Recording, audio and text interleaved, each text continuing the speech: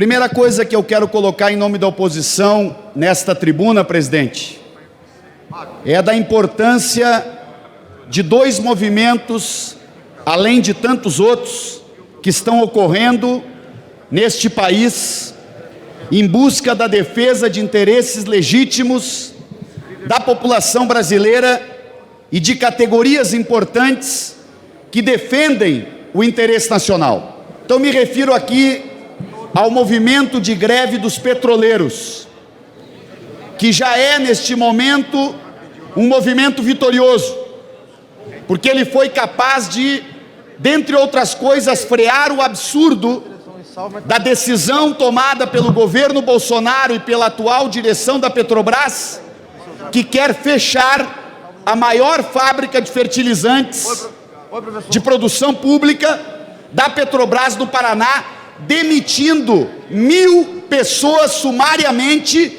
num período de alto desemprego no país. Vejam o tamanho da insensatez. E a segunda questão que a greve dos petroleiros coloca na pauta nacional é que a política de preços que a Petrobras está adotando, com o preço dos combustíveis dolarizados, está retirando da economia brasileira uma possibilidade real que um país autossuficiente em petróleo tem, que é de fazer um colchão de compensações e garantir preços razoáveis para o óleo diesel, para os combustíveis. E o que isto impactou na vida dos caminhoneiros, que estão neste momento num movimento também cívico, patriótico, num movimento ordeiro, estão em diversos postos de gasolina e beiras de estrada, mobilizados, reivindicando algo muito simples, que o ministro do Supremo Tribunal Federal, o ministro Luiz Fux, determine imediatamente uma decisão sobre a constitucionalidade de uma lei, a Lei 13.703, que foi votada praticamente por unanimidade deste parlamento, deputado Carlos Gomes, do Senado Federal, deputado Rubens Bueno, uma lei debatida, comissão especial, ouvimos as partes, a sociedade falou, o parlamento decidiu, praticamente por unanimidade. Sim, o Brasil tem uma tabela de valores mínimos de frete, e isto é uma tabela de valor mínimo, não é tabelamento de fretes, porque a começar pelos caminhoneiros, eles querem, por óbvio, poder produzir o frete ganhando mais do que a tabela mínima. A tabela mínima é para cobrir os custos, para que a pressão econômica daqueles que concentram o poder econômico não avilte a atividade do caminhoneiro, obrigando o caminhoneiro, especialmente o autônomo, que é responsável por quase 80% das cargas rodoviárias deste país, não obrigue o caminhoneiro autônomo a trabalhar com preço abaixo do custo, levando a riscos pela falta de manutenção dos caminhões, riscos de toda a sociedade, levando à quebradeira desta atividade e levando a uma situação de indignidade para esses profissionais tão importantes para o nosso país. Eu defendo a tabela mínima de fretes. É sim possível, necessário e absolutamente tranquilo tecnicamente que a NTT faça esta tabela. A tabela deve levar em conta diferentes cargas, diferentes distâncias, diferentes tipos de estrada, mas dizer que não vai ter tabela é voltar para a hiperexploração do caminhoneiro autônomo e é fazer com que o caminhoneiro autônomo trabalhe abaixo do custo, levando a um impasse que o Brasil já viveu há 2 anos atrás. Parabéns aos caminhoneiros que ordeiramente organizam um movimento para mostrar ao país, ao Supremo e ao governo Bolsonaro que a tabela foi uma vitória a partir de um movimento e que agora não se pode mudar de discurso, porque o próprio presidente Bolsonaro dizia que a tabela era correta e agora o governo Bolsonaro trabalha para desestabilizar a tabela mínima de fretes. Senhor presidente, o outro tema que salta aos olhos é o impasse e o declínio da economia brasileira.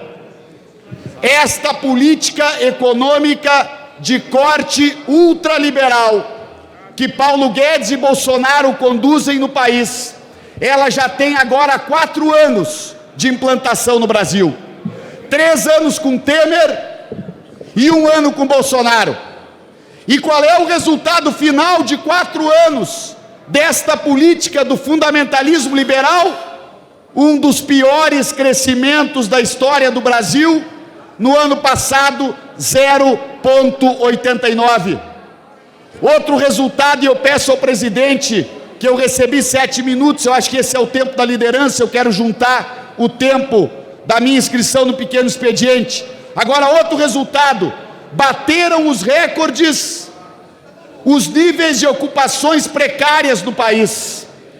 Ou seja, como nós intuíamos, os empregos com carteira assinada e com estabilidade estão sendo substituídos por empregos precários, de salários mais baixos e, portanto, aumenta a desigualdade social no nosso país.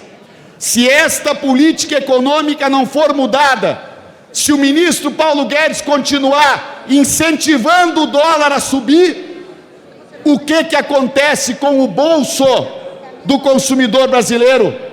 Aumentam os preços. Eu não sei qual é a teoria econômica em que se baseou o ministro Paulo Guedes para dizer que é bom o dólar subir de preço. Dólar mais alto, senhores deputados e deputadas, significa gasolina mais alta, significa custo de vida maior, significa que a desnacionalização da economia brasileira se dará de forma ainda mais acelerada, porque as empresas, os capitais que querem comprar as empresas brasileiras, sejam públicas ou privadas, compram essas empresas mais barato, porque se o dólar sobe 20%, para quem tem $1 bilhão para comprar nossas empresas, a nossa empresa fica 20% mais barata. Isto é um dado elementar da política de câmbio, é uma irresponsabilidade o que o ministro Paulo Guedes está fazendo ao incentivar o dólar a subir e ainda lançando bravatas preconceituosas, dizendo que seria bom, porque daí a empregada doméstica não pode ir à Disney. Primeiro, que todos podem e devem ter o direito de fazer suas viagens, tirar suas férias, mas não é esse o jogo do dólar alto. O jogo do dólar alto é para facilitar o processo de venda do patrimônio estratégico deste país, do nosso setor elétrico, das refinarias da Petrobras, todo o processo de privatização selvagem que este governo quer implementar. Por fim, dizer ao presidente Bolsonaro que ele está acentuando o caráter fascista de um governo que vive de conflitos. Ontem mesmo, o filho do presidente subiu à tribuna para alimentar as pós-verdades. Este é o jogo, deputado Edmilson.